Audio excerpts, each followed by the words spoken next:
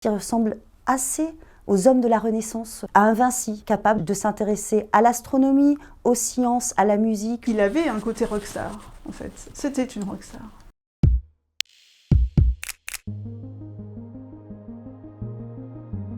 En 2004, c'est un moment clé de l'évolution de la mode.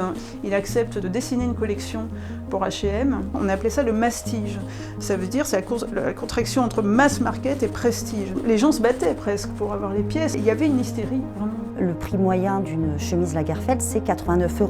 Lagerfeld parle à tout le monde et c'est en ça qu'il est assez visionnaire. Il ne se fiche de rien, mais à la fois de tout. C'est lui qui a pris les photos de Zaya pour sa marque de lingerie. C'est pas vraiment l'association à laquelle on pensait. Mais non, il veut être le premier à le faire.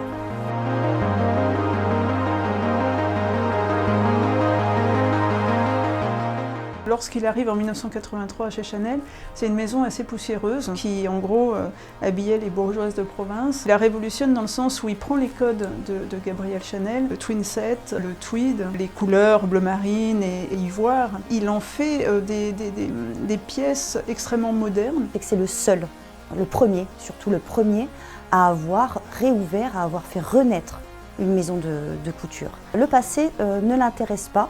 Seulement, le passé est une clé pour rassurer le consommateur. Dans la maison Chanel, vous achetez un produit, vous avez le camélia. C'est rassurant. Seul le présent est important. C'est un des seuls créateurs reconnus qui n'a pas son autobiographie, qui n'a pas de rétrospective hallucinante sur tout le travail qu'il a fait.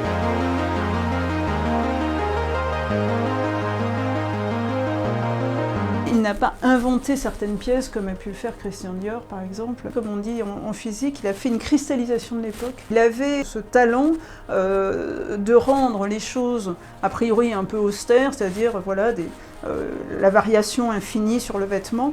Il a réussi à la rendre drôle, accessible, désirable.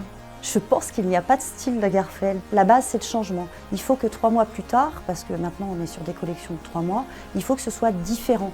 On sent bien, non pas cette fureur de vivre, mais cette fureur de créer, cette boulimie de création. Son style, finalement, c'est lui. C'est l'uniforme, c'est le col, c'est ce prêtre défroqué.